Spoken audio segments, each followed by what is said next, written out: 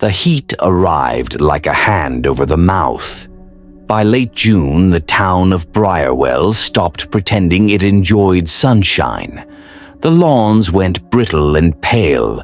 The river fell away from its banks, leaving mud that smelled like old coins. Even the church bells sounded softened, as if the air was too thick to carry sound properly. Mara worked mornings at the bait shop on Route 6, where tourists still rolled through with kayaks strapped to their cars and optimism leaking from their windows. They bought ice, worms, and maps of the river like paper could tell them what the water remembered. "Don't go to Larkspur Lake," Mr. Denny told them every time. He said it like weather, like fact. Tourists laughed, and Mara watched their sunburnt faces crumple into confusion. "What's at Larkspur?" they'd ask. Mr. Denny would lift the lid of the minnow tank, and the damp air would roll out, cool and dark. "Nothing," he'd say. "That's the point." Mara had grown up with the stories. Larkspur Lake sat 2 miles into the woods, perfectly round, perfectly still. No one swam there. No one fished there. The only path to it was a thin deer trail that went missing on purpose. They called it a sinkhole once. They called it a quarry after that. The oldest people called it something else, but they stopped talking when they reached that part. This summer, the heat felt meaner. It didn't just press down, it watched.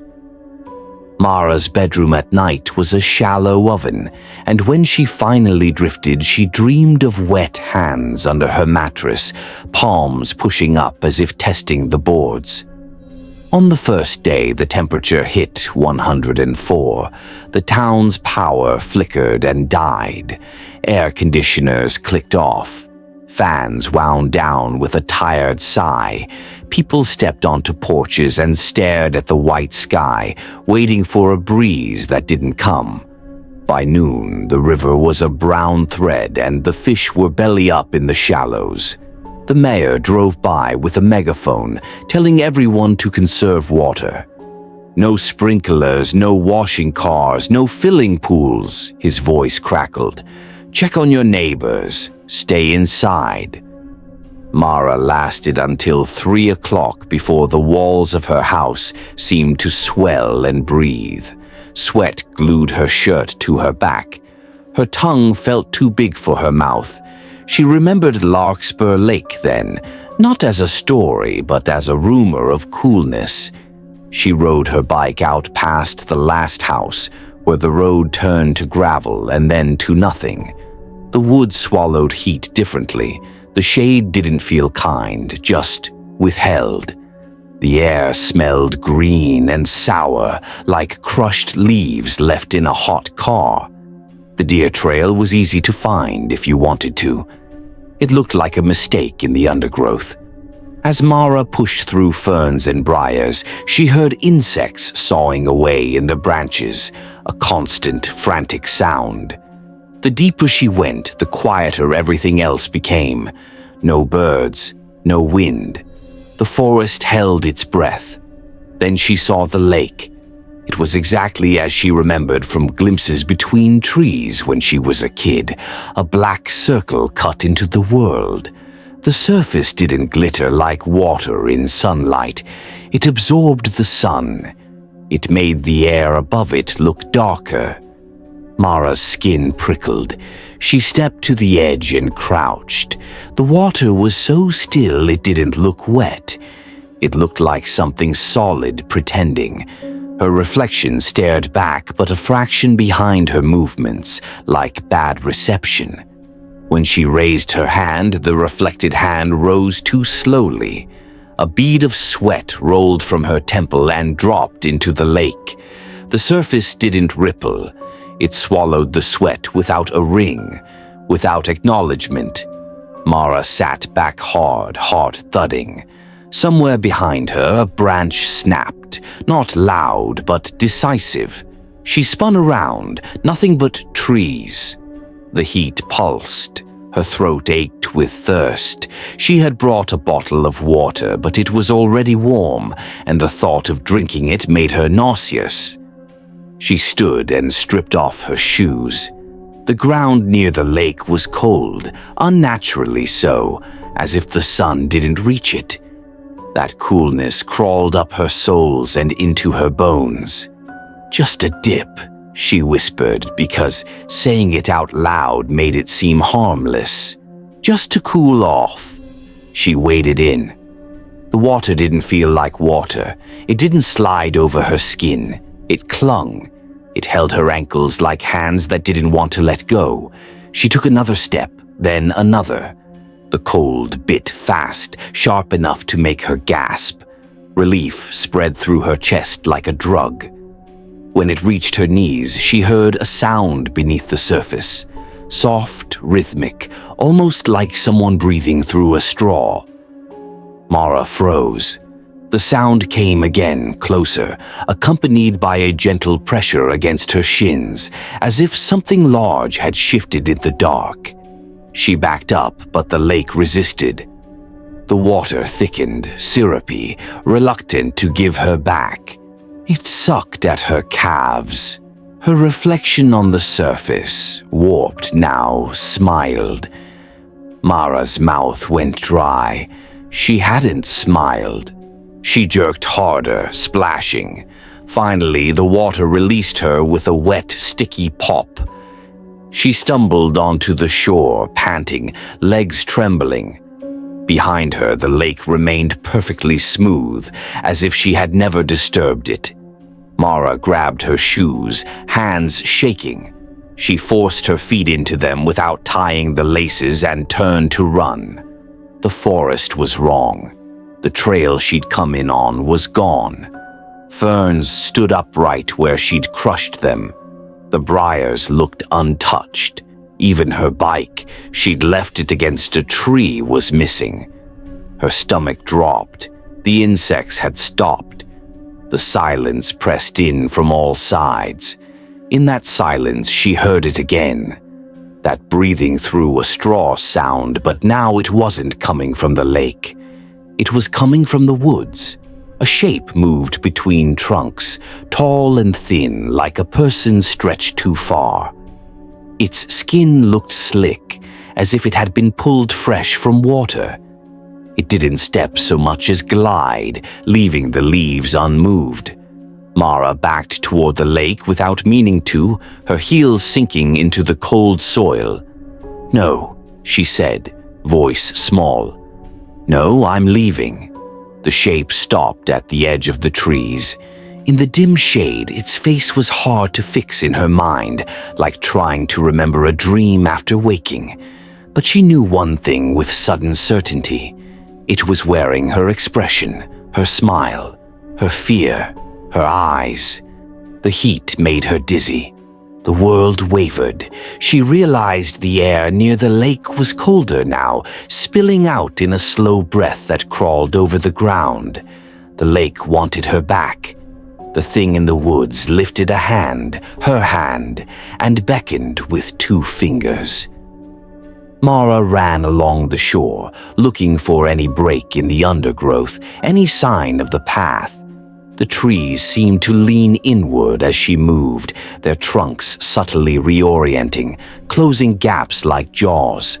Her lungs burned, sweat cooled on her skin in the lake's unnatural chill. Behind her, the black circle of water remained at the center of everything, a pupil following her.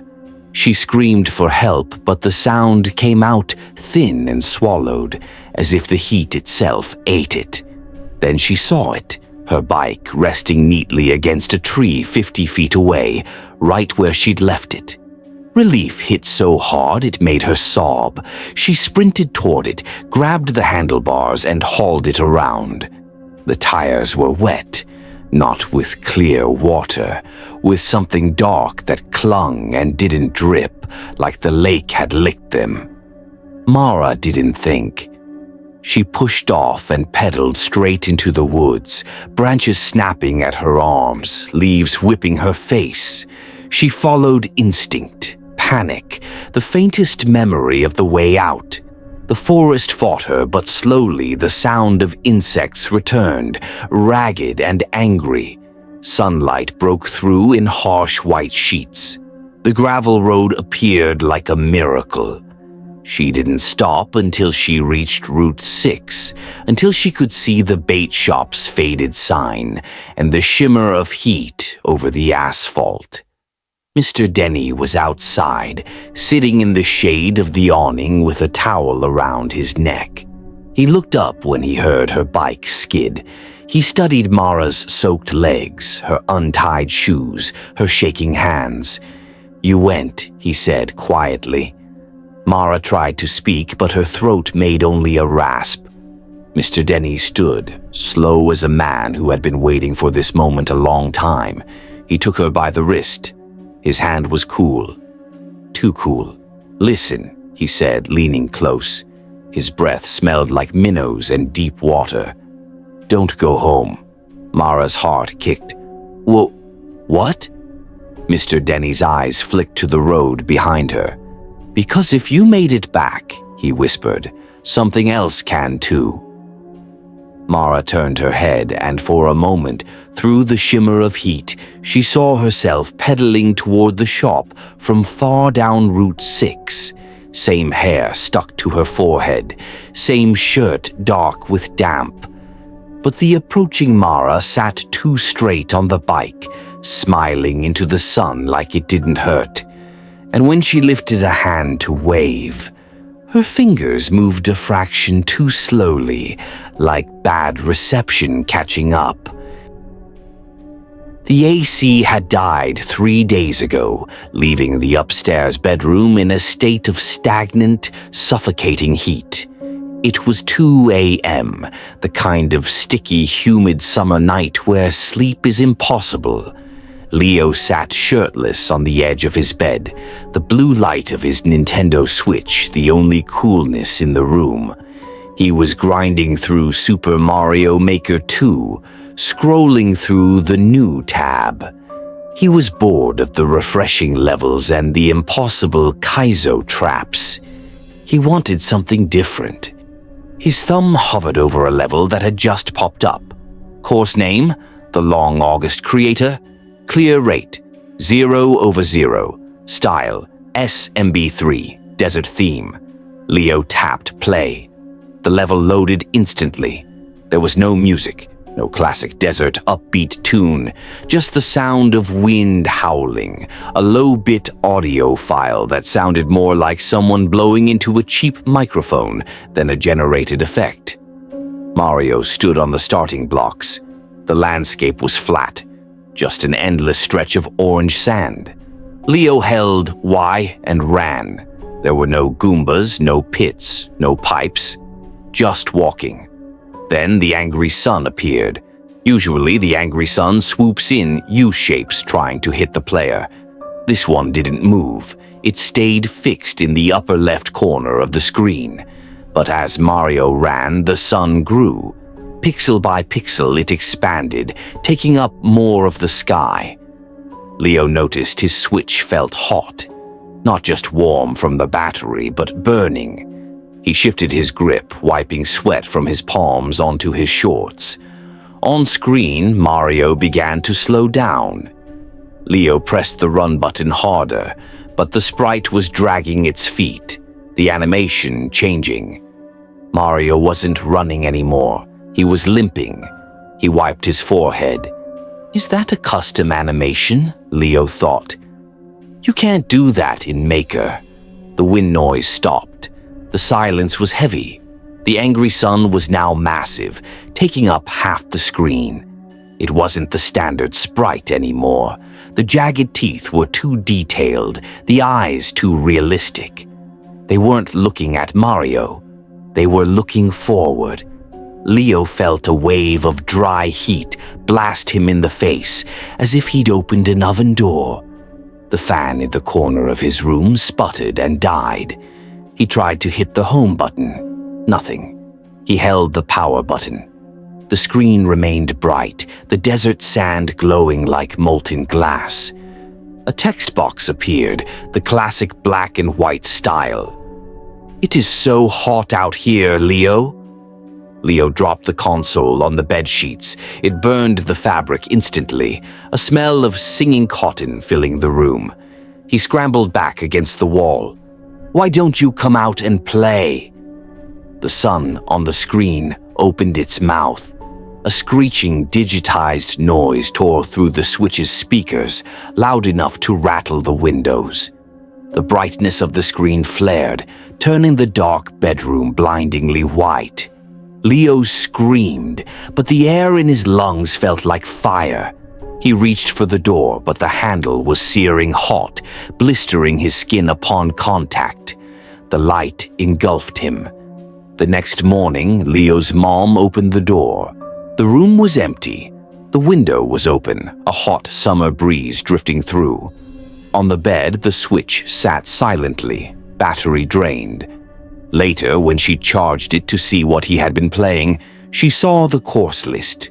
One level stood out. Course name: the Long August Clear Rate.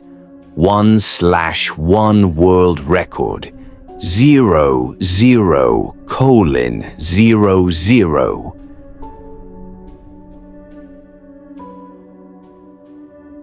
The rain had ruined the last week of summer vacation. Stuck in a rental cabin off the coast of Maine, Sam was climbing the walls with boredom. The Wi-Fi was spotty, barely strong enough to load the course world on his Switch. His parents were asleep downstairs, lulled by the storm. Sam pulled the blanket over his head, creating a humid, stuffy tent, and refreshed the New Arrivals tab one last time. A level caught his eye. It had a thumbnail that looked like pure static. Course name: Riptide_testing. Style: SMW. Underwater clear condition. "Don't look away," Sam scoffed. "Edgy," he whispered. He hit play. The level started in the Super Mario World underwater theme, but the palette was wrong. The water wasn't the inviting cayenne blue. It was a murky, bruised purple, darker than the poison water in the jungle theme. There was no music, just a low, throbbing hum, like the sound of blood rushing in your ears when you dive too deep. Mario floated in the center. There was no ground, no ceiling, just an endless abyss of dark water. Sam pressed the D-pad. Mario swam sluggishly, his strokes heavy, as if the water pressure was crushing him. Suddenly, a blooper appeared. But it wasn't the cute white squid. It was massive, taking up a quarter of the screen, and it was translucent. Through its body, Sam could see the background scrolling, which looked disturbingly like a distorted photo of a submerged living room. Sam felt a drop of water hit his cheek. He wiped it away, looking up at the cabin ceiling. No leaks, just the sound of rain hammering the shingles. He looked back at the screen. Mario was turning blue. That's not a mechanic, Sam thought. Mario doesn't run out of air in 2D Mario. But Mario was clutching his throat. The drowning timer from Super Mario 64, that distinct ticking clock, began to play, but it sounded wet and gurgled, coming through the tiny speakers with terrifying clarity. 8, 7.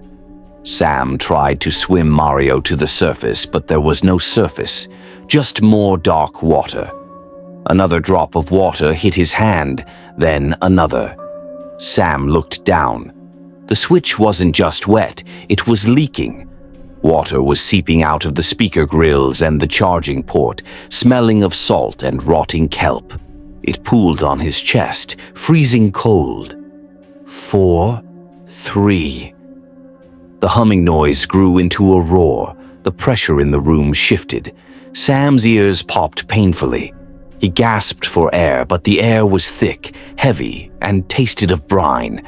He tried to drop the console, but his hands were slippery, his fingers numb and pruny. On the screen, the giant blooper lunged. It didn't hit Mario. It rushed toward the camera. 1. The screen went black. Sam opened his mouth to scream, but water rushed in, gallons of it exploding from the console with the force of a fire hose. It wasn't just water, it was the crushing weight of the ocean, instant and absolute. The owners of the rental cabin found him the next day. The police report called it a freak medical anomaly. Samuel had been found in his dry bed, in a dry room. There were no leaks in the roof. The window was closed tight, but his lungs were filled with salt water. The switch lay on the nightstand, dry as a bone. The screen was on, displaying the course-over screen. The comment section was open. There was only one comment, posted 1 minute ago by the creator. "Thanks for playing.